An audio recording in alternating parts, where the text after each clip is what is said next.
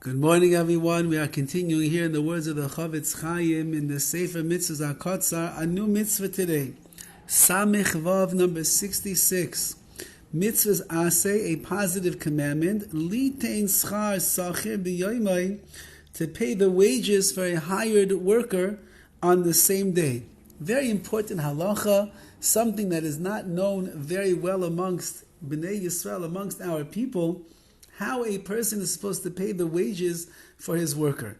Says the Horowitz, quoting the Torah, Shenemar b'yoymai sitein scharai. On that day, meaning on the day that you hired him, you should give him the pay for his work. V'ger toishav, and so to a ger toishav, a stranger, so to speak, shekibel alav l'kaim sheva mitzvah, meaning even a non-Jew, who accepted upon themselves the 7 mitzvahs of Noach, which are special mitzvahs that were given to the non-Jewish world, that they too can serve Hashem.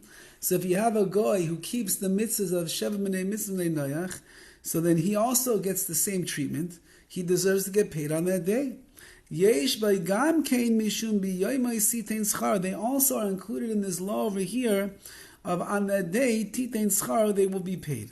So that means the Torah is telling us that to withhold money from a worker, to withhold a payment from somebody who did a job for you, that is not what HaKadosh Baruch Hu wants. You hire somebody for a day's work.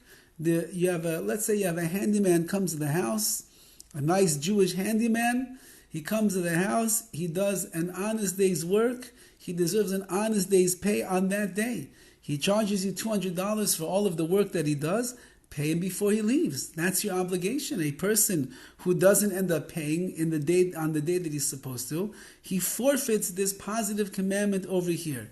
There's a beautiful ma'aseh of the Rabbi Wasserman, who was one of the main disciples, not coincidentally, of the Horowitz, and he owed somebody a certain amount of money for a job that they did.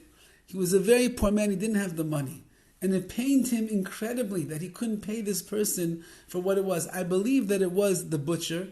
He owed the butcher some money for, who knows, some chicken bones that he bought. He didn't even have the little bit of money that was necessary to pay off his bill.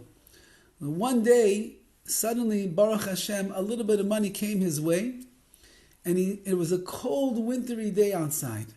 And he turned to his son, Reb Simcha Wasserman, and he said, Reb Simcha, he says, let's go do a mitzvah. And he put on his winter boots and his coat in the frigid cold of Lithuania.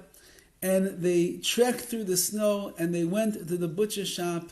And he came to the butcher and he said, my apologies for the delay. Here is the money that I owe you. And he told his son, the Torah says, you're supposed to pay off the worker. You're supposed to pay off your dealings on that day. I wasn't able to afford it, but now that I could, immediately the obligation rests upon me to make sure that I go and I pay off my debts. And this is something to keep in mind. We hire people to do jobs for us all of the time. Again, unless you negotiated with them a deal and you pay them every week, you pay them every other week, you pay them on the completion of the job. But if they're a hired out worker for the day, that's really what it's talking about over here. So then the obligation to pay them is on the day itself.